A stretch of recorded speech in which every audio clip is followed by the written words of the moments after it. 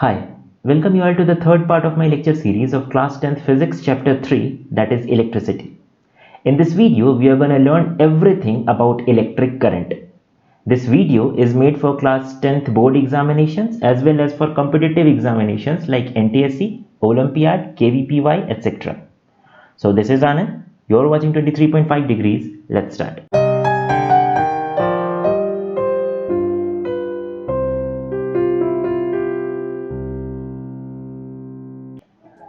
Let's talk about electric current. Obviously क्योंकि ये एक करंट है तो यहाँ पे कुछ तो फ्लो हो रहा होगा. वो कौन सी चीज़ है जो एक इलेक्ट्रिक करंट में फ्लो होती है? The answer is charges. The flow of electric charges is what we call an electric current. Electric charges के फ्लो को ही हम इलेक्ट्रिक करंट कहते हैं. हम ये जानते हैं कि इलेक्ट्रिक चार्जेस दो तरह के होते हैं, पॉजिटिव भी और निगेटिव भी. और याद रखना, पॉजिटिव चार्जेस के फ्लो के कारण भी इलेक्ट्रिक करंट कंस्टिट्यूट हो सकता है, यानी पॉजिटिव चार्जेस के फ्लो को भी हम इलेक्ट्रिक करंट कहते हैं और निगेटिव चार्जेस के फ्लो को भी हम इलेक्ट्रिक करंट कहते हैं. दोनों ही तरह के चार्जेस, दोनों ही नेचर के चार्जेस इलेक्ट्रिक करंट को कंस्टिट्यूट कर सकते हैं. ठीक है. नाउ अलग अलग तरह के मटेरियल्स में इलेक्ट्रिक करंट अलग अलग तरह के चार्जेस के फ्लो के कारण कंस्टिट्यूट होता है. क्लियर? जैसे कि अगर हम सॉलिड कंडक्टर्स की बात करें, ओब्वियसली जो मेटल्स और अलॉयज होते हैं वो सॉलिड कंडक्टर्स होते हैं. अगर हम सॉलिड कंडक्टर्स की बात करें, सॉलिड कंडक्टर्स, तो इनके केस में जो इलेक्ट्रिसिटी फ्लो करती है, यानी जो इलेक्ट्रिक करंट फ्लो करता है, वो इलेक्ट्रॉन्स के फ्लो के कारण कंस्टिट्यूट होता है. ठीक है, इलेक्ट्रॉन्स के फ्लो के कारण कंस्टिट्यूट होता है. हम जानते हैं कि हर एक इलेक्ट्रॉन पे लगभग 1.6 इंटू 10⁻⁻⁹ कूलम्ब ऑफ चार्ज होता है. तो जब ये इलेक्ट्रॉन फ्लो कर रहे होते हैं तो यानी कि हर एक इलेक्ट्रॉन के साथ इतना अमाउंट ऑफ चार्ज भी फ्लो कर रहा होता है. और इन्हीं इलेक्ट्रॉन्स के फ्लो के कारण इलेक्ट्रिक करंट कंस्टिट्यूट होता है in case of solid conductors. The example of solid conductors are metals, alloys और भी कुछ होते हैं. ठीक है, तो ये सभी सॉलिड कंडक्टर्स है और आपको क्लास 10th में सॉलिड कंडक्टर्स में इलेक्ट्रिसिटी के फ्लो के बारे में ही पढ़ना है. ठीक है, यानी जहां भी आप इलेक्ट्रिसिटी देख रहे हो कि फ्लो हो रही है, वहां पे इलेक्ट्रॉन्स के फ्लो के कारण इलेक्ट्रिसिटी फ्लो हो रही है, क्योंकि हम सिर्फ सॉलिड कंडक्टर्स के बारे में पढ़ेंगे. इसके अलावा अगर हम सेमी कंडक्टर्स की बात करें तो सेमी कंडक्टर्स के बारे में आपको पढ़ना तो नहीं है, लेकिन ये जान लो कि सेमी कंडक्टर्स में जो इलेक्ट्रिसिटी फ्लो करती है वो ना सिर्फ इलेक्ट्रॉन के फ्लो के कारण होता है, बल्कि वो होल्स के फ्लो के कारण भी होता है. आपको इनके बारे में नहीं जानना, इसलिए मैंने बस बता दिया ऊपर ऊपर. अगर हम इलेक्ट्रोलिटिक सॉल्यूशंस की बात करें तो इलेक्ट्रोलिटिक सॉल्यूशंस में जो इलेक्ट्रिक करंट का फ्लो होता है वो आयंस के फ्लो के कारण होता है. इलेक्ट्रोलिटिक सॉल्यूशंस में क्या होता है ना कि पॉजिटिव और निगेटिव आयंस होते हैं जो कि बिल्कुल फ्रीली मूव कर सकते हैं. वो एक आवारा की तरह इधर उधर मूव कर सकते हैं और इसी मूवमेंट के कारण इलेक्ट्रिक करंट कंस्टिट्यूट होता है. फॉर एग्जाम्पल, अगर हम सोडियम क्लोराइड की बात करें तो जब ये सॉलिड फॉर्म में होता है ना, तो इस मॉलिक्यूल में ना ही Na+ आयंस और ना ही Cl- आयन फ्रीली मूव कर पाते हैं, क्योंकि ये सॉलिड फॉर्म में है. ये दोनों ही अपने अपने लैटिस पॉइंट से बंधे हुए हैं, ये मूव नहीं कर सकते.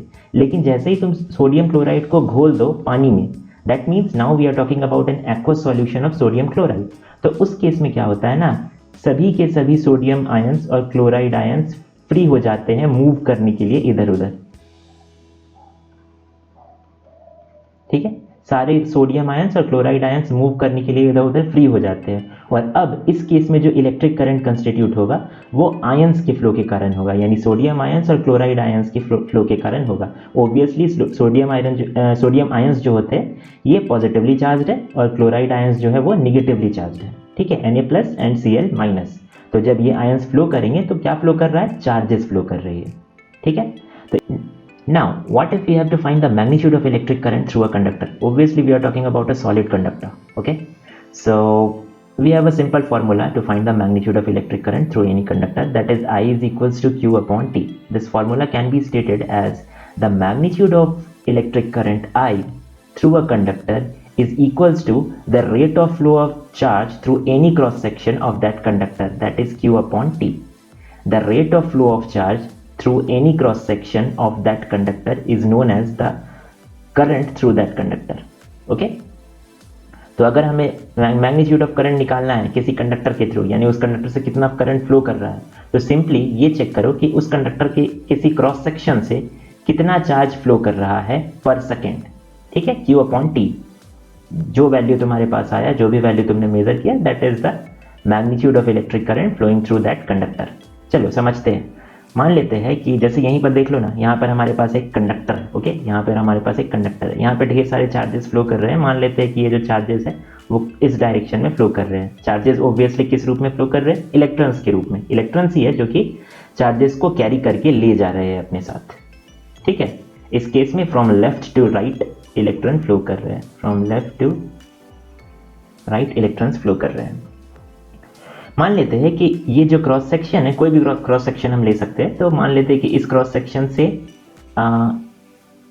50 कूलम ऑफ चार्ज फ्लो कर रहा है कितने सेकेंड में?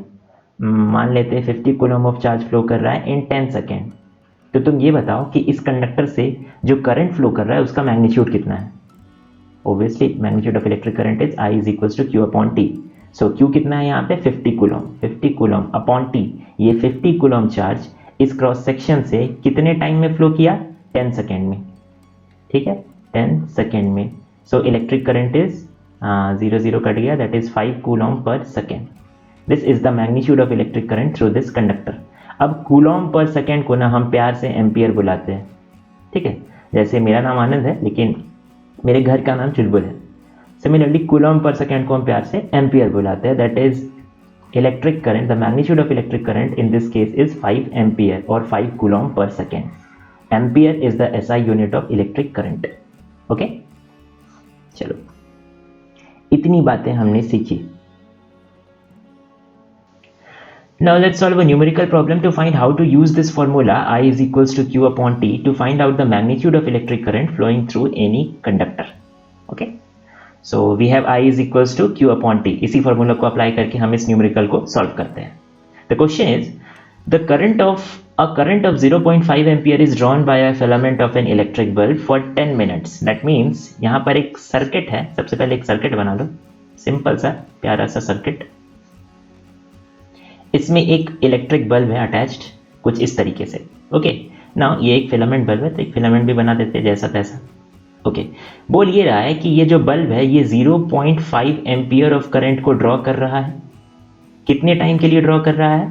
10 मिनट्स के लिए।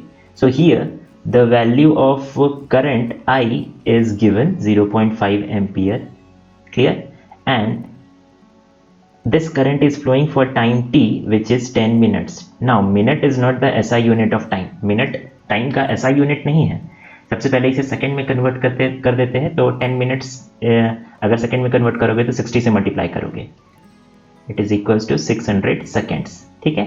तो time taken is 600 second and the current flowing is 0.5 ampere. That means a current of 0.5 ampere is flowing through the filament of this bulb for a time period of 600 second, ठीक है। हमें बताना क्या है? हमें बताना है कि कितना चार्ज टोटल फ्लो हुआ। लगा दो ये फॉर्मूला, अप्लाई करो। I is equals to Q upon T। This implies I का वैल्यू पता है हमें 0.5 ampere. 0.5 ampere is equals to Q upon T। यहाँ पे Q तो फाइंड करना है, टोटल कितना चार्ज फ्लो हुआ। हमें ये पता है कि जो भी चार्ज फ्लो हुआ है वो 600 सेकेंड के लिए फ्लो हुआ है, ठीक है, 600 seconds. This implies total charge is equals to 0.5 ampere. Ampere को हम जूल पर सेकेंड लिख देते हैं, मल्टीप्लाइड बाय 600 सेकेंड इधर आ जाएगा, that is 600 second, okay. Second cancel out, that is 3, sorry this is not joule पर second, this is coulomb per second, really sorry, ठीक है। So the charge that has flown through this conductor in 600 seconds is equals to 300 coulomb. 300 coulomb का charge flow किया इस conductor से कितने time में? 600 second में, यानी 10 मिनट में, clear. Remember the unit of charge in SI system is coulomb, यानी कि SI सिस्टम ऑफ यूनिट्स में हम चार्जेस को कूलम्स में मेजर करते हैं। जिस तरह से हम मास को मेजर करते हैं ना किलोग्राम में, SI सिस्टम में मास को हम किलोग्राम में मेजर करते हैं। लाइक हम प्रेशर को SI सिस्टम में मेजर करते हैं किस चीज़ में? पास्कल्स में। सिमिलरली चार्जेस को हम मेजर करते हैं किस चीज में? कूलम्स में। हम सिंपली C लिखते हैं कूलम को डिनोट करने के लिए, ठीक है, सिंपली C।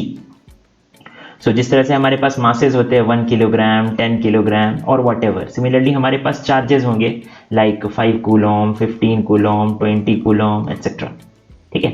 चार्ज का जो एसआई यूनिट होता है वो कूलॉम होता है, इतना याद रखना। Now if I ask you exactly how much is 1 kilogram of mass, तो तुम्हारे पास इसका एक अच्छा खासा आइडिया है क्योंकि तुम डेली लाइफ में डील करते हो 1 किलोग्राम, 5 किलोग्राम, 10 किलोग्राम और वट, राइट। लेकिन अगर मैं तुमसे ये पूछूं कि 1 कूलॉम कितना होता है तो तुम्हें नहीं पता। 1 कूलॉम कितना होता है तुम्हें नहीं पता क्योंकि तुम डेली लाइफ में चार्जेस के साथ डील नहीं करते हो। चलो देखते हैं कि 1 कूलॉम ऑफ चार्ज एग्जैक्टली होता कितना है।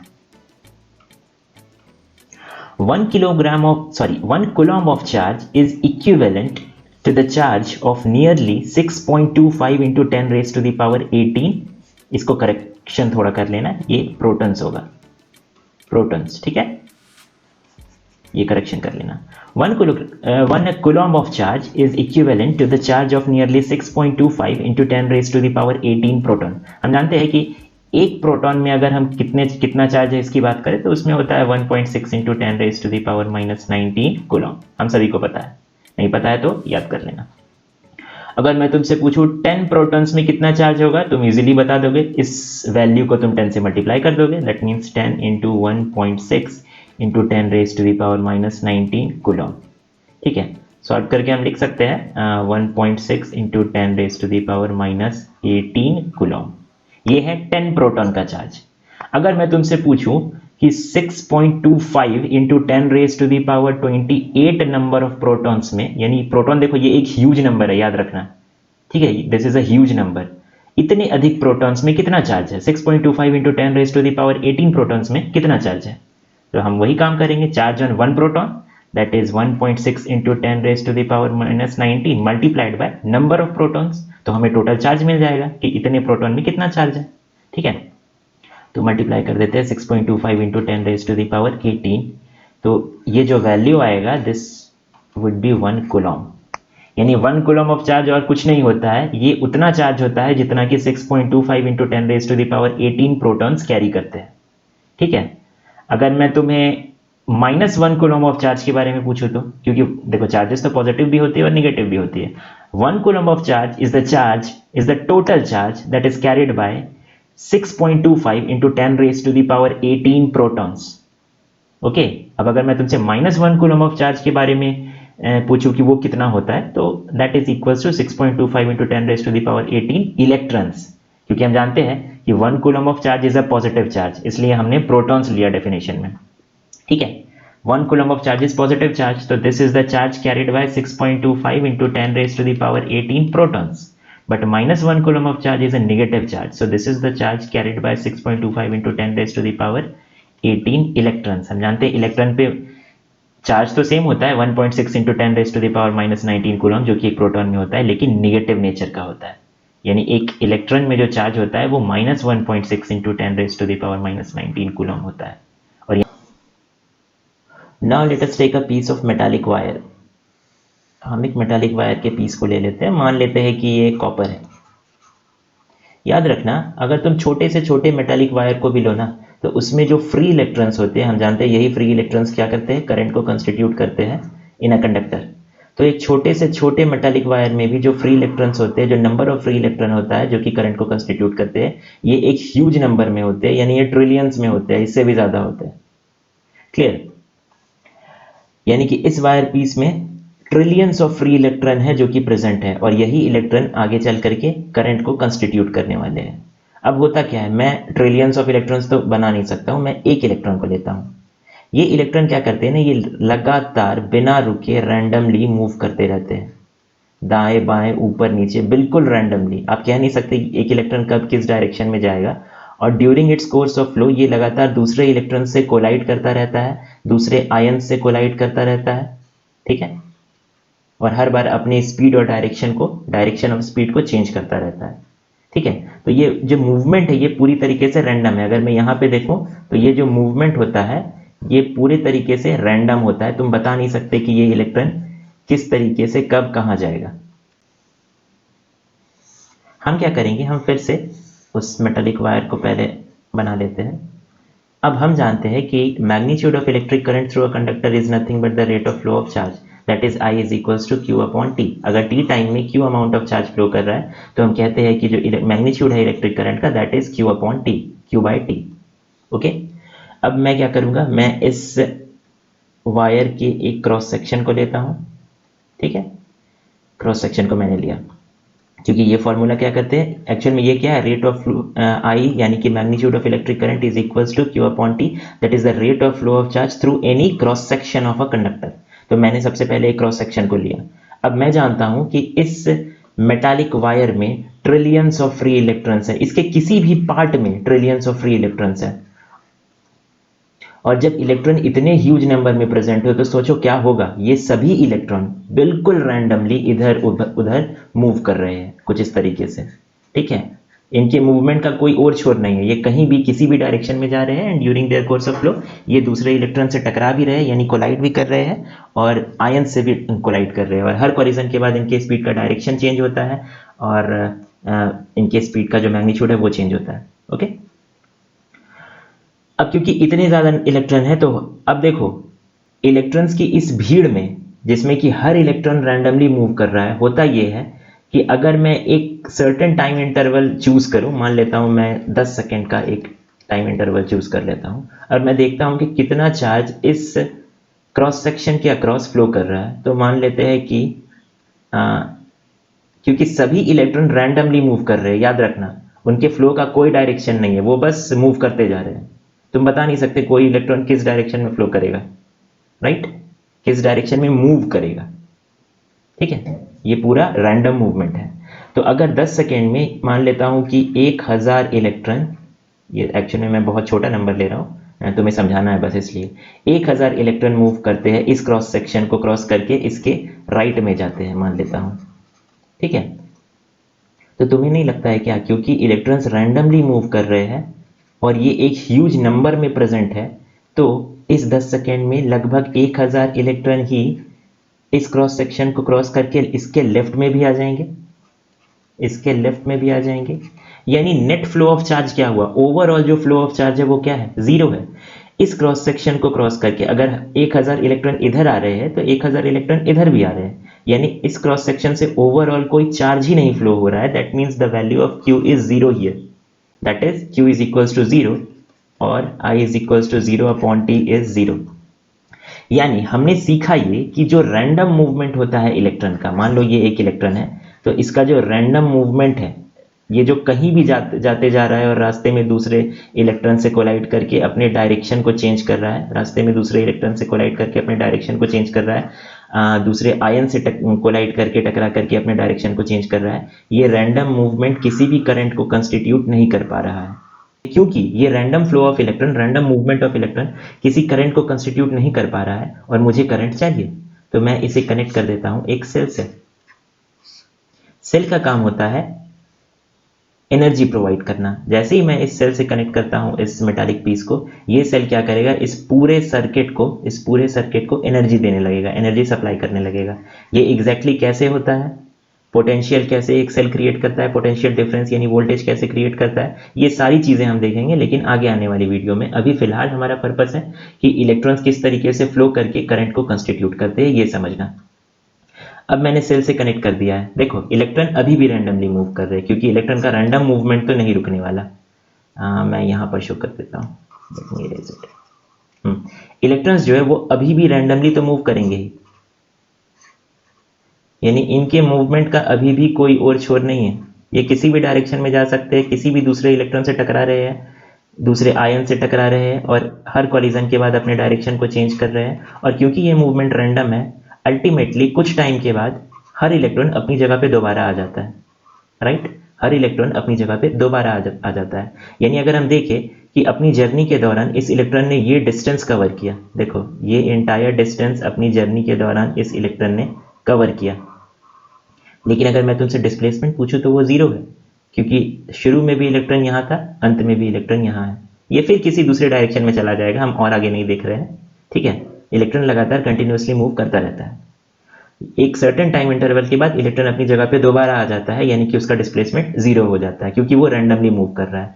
अब जैसे ही मैंने सेल को कनेक्ट, यहाँ देखो ये सारी चीजें कब हो रही है, जब सेल कनेक्टेड नहीं है। सेल कनेक्ट होने के बाद भी इतनी सारी चीजें तो होंगी, यानी जैसे ही मैंने सेल से कनेक्ट कर दिया तो सेल क्या करेगा, सेल हर एक इलेक्ट्रॉन पे अब एक पुश लगाना शुरू करेगा। सिंपल वर्ड्स में मैं बता रहा हूँ, चीज़ें इतनी सिंपल होती नहीं है, मैं आगे कुछ और भी बताऊंगा आगे आने वाली वीडियोज़ में, अभी उतना डिटेल में जाने की ज़रूरत नहीं है। तो अब सेल क्या करेगा, एक पुश लगाएगा, यानी एक धक्का देगा हर एक इलेक्ट्रॉन को, किस तरफ, towards the positive terminal of this cell, यानी हर एक इलेक्ट्रॉन को अब एक धक्का मिलेगा पॉजिटिव टर्मिनल की तरफ। अब देखो इस पुश, इस धक्के के कारण इलेक्ट्रॉन किस तरीके से मूव कर रहा है। इलेक्ट्रॉन अभी भी रैंडमली मूव कर रहा है, लेकिन इस रैंडम मूवमेंट के बावजूद पहले जो इलेक्ट्रॉन इस जगह पर आकर के एंड कर रहा था, यानी जहां से शुरू कर रहा था वहीं एंड कर फिनिश कर दे रहा था अपनी जर्नी, एक सर्टेन टाइम इंटरवल की बात कर रहे हैं हम उसमें, अब वो हो सकता है क्योंकि during its entire course of flow, ठीक है, ये पूरा जो इलेक्ट्रॉन मूव कर रहा है इसके दौरान इस पर एक कांस्टेंट पुश है बैटरी के द्वारा इस पॉजिटिव टर्मिनल की तरफ, ये बैटरी का निगेटिव टर्मिनल मान लेते हैं, ये पॉजिटिव। तो अब ये इलेक्ट्रॉन कहीं यहाँ पे अपनी जर्नी को खत्म करेगा इस टाइम इंटरवल में, जितने टाइम इंटरवल की हम बात कर रहे हैं। ऐसा नहीं कि यहाँ के इलेक्ट्रॉन रुक जाएगा, ये फिर चलने लगेगा, फिर इलेक्ट्रॉन तो लगातार चलते ही है। यानी कि अब देखो यहाँ पर एक नेट अमाउंट ऑफ डिस्प्लेसमेंट हो रहा है।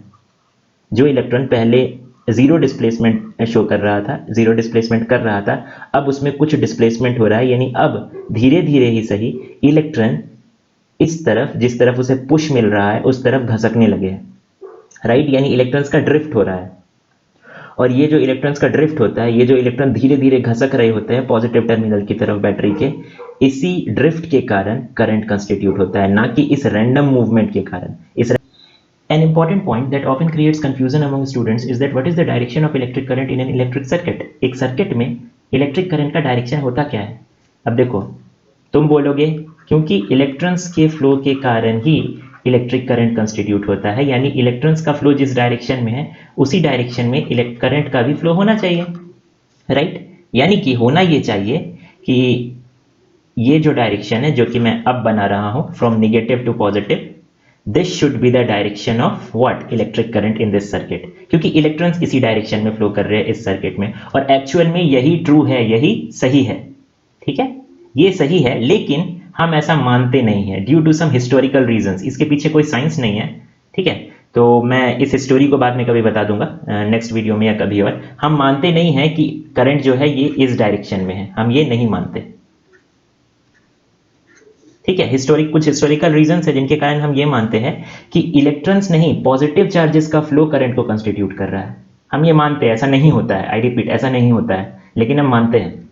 और कहीं भी तुम सर्किट बनाओगे तो वहां पे तुम यही मानोगे कि जो इलेक्ट्रॉन्स नहीं बल्कि पॉजिटिव चार्जेस फ्लो कर रहे हैं एक सर्किट में, और इलेक्ट्रॉन्स अगर इस डायरेक्शन में फ्लो कर रहे हैं, यानी निगेटिव चार्जेस अगर इस डायरेक्शन में फ्लो कर रही है from negative terminal of the battery to positive terminal of the battery, तो पॉजिटिव चार्जेस किस डायरेक्शन में फ्लो कर रही होगी। हम क्या मान सकते हैं कि पॉजिटिव चार्जेस किस डायरेक्शन में फ्लो कर रही होंगी, एग्जैक्टली हम मान सकते हैं कि पॉजिटिव चार्जेस इसके अपोजिट डायरेक्शन में फ्लो कर रही होगी, यानी from positive to negative terminal, जो कि मैंने ऑलरेडी इस सर्किट में शो किया हुआ है। This is the direction of electric current. हम इसे अक्सर कहते हैं कन्वेंशनल करंट।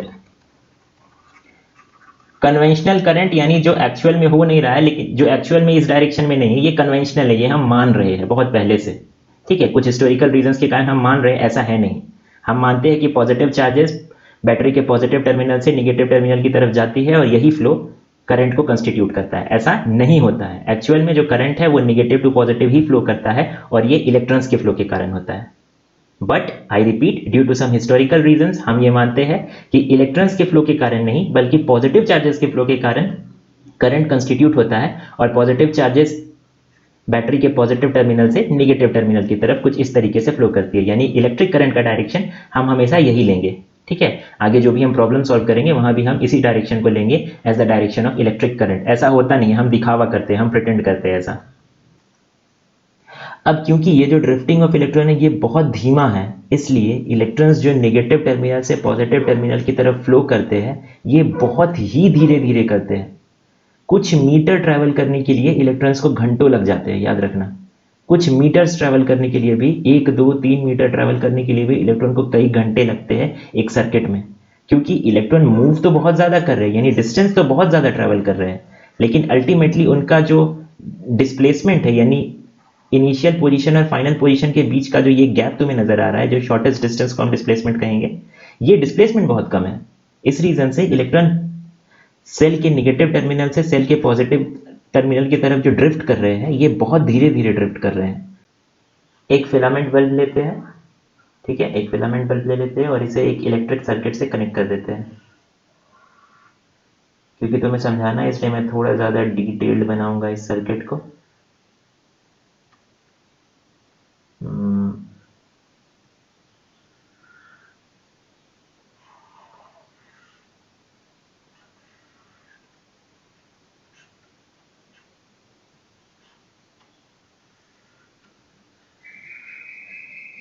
चलो, ये वायर है जो तुम्हें दिखाई दे रहा है, ये पूरा वायर है, ठीक है, और ये फिलामेंट बल्ब है। हमने क्या किया, इस फिलामेंट बल्ब को इस सेल से कनेक्ट कर दिया। सेल का काम क्या है, सेल का काम है एनर्जी सप्लाई करना। हम सेल के बारे में डिटेल में पढ़ेंगे, अभी सेल पे दिमाग नहीं लगाना है, ओके। होता क्या है ना, इस पूरे वायर में हम जानते हैं ढेर सारे, क्योंकि ये मेटल का बना हुआ है तो इसमें ढेर सारे इलेक्ट्रॉन्स हैं। तो इलेक्ट्रॉन तो मैंने बताया बहुत ही स्लोली ड्रिफ्ट होते हैं, लेकिन इस इलेक्ट्रॉन के मूवमेंट का जो इफेक्ट है वो सभी इलेक्ट्रॉन तक इंस्टेंटली पहुंच रहा है, इस बात को ध्यान दो। Let's take a hollow tube. एक हॉलो ट्यूब लेते हैं और इसमें मान लेते हैं कि ढेर सारे मार्बल्स है जो कि डेंसली पैक्ड है, यानी ये बहुत ज़्यादा है नंबर में और एक तरह से आपस में चिपके हुए हैं। अब क्या करते हैं, एक एंड वाले जो मार्बल है, एक एंड वाला जो मार्बल है इसे पुश करते हैं हम। जिस तरह से बैटरी इलेक्ट्रॉन्स को पुश कर रहा है ना, अपने निगेटिव टर्मिनल से अपने पॉजिटिव टर्मिनल की ओर, यानी ये जो पुशिंग है बैटरी द्वारा, ये कुछ इस डायरेक्शन में हो रहा है, ठीक है। इस तरीके से बैटरी पुश कर रहा है इलेक्ट्रॉन्स को। तो अगर हम इस मार्बल को पुश करते हैं तो भले ही ये मार्बल यहां तक घसकता हुआ आने में इस मार्बल को घंटों लग जाए, हो सकता है लग जाए अगर ये मार्बल बहुत धीरे धीरे आगे बढ़ रहा है, तो जैसा कि इलेक्ट्रॉन्स बढ़ते हैं।